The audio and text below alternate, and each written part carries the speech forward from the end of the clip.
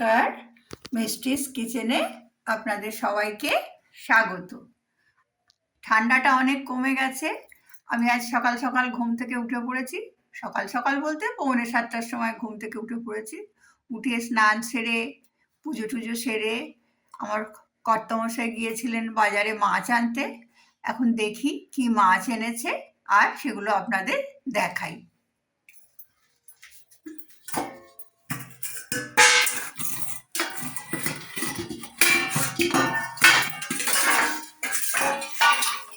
দেখি এটা কি মাছ আছে।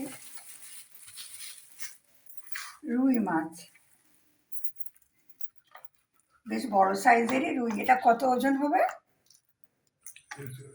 ওজন হবে 1 কিলো 300। এই 1 কিলো 300 ওজনের একটা রুই মাছ এনেছে।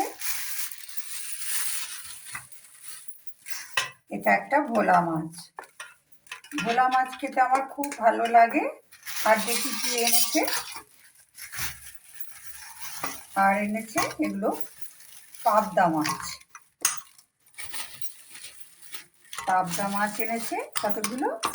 আর এনেছে বাটা মাছ। আর এনেছে বাটা মাছগুলো সব এতেই ঢেলে দিই।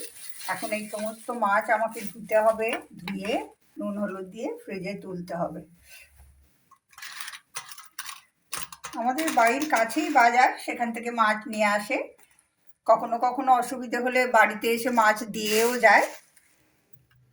আজকে রুই মাছটা রান্না করব। আর ভাবছি একটু ভোলা মাছের ঝাল করব।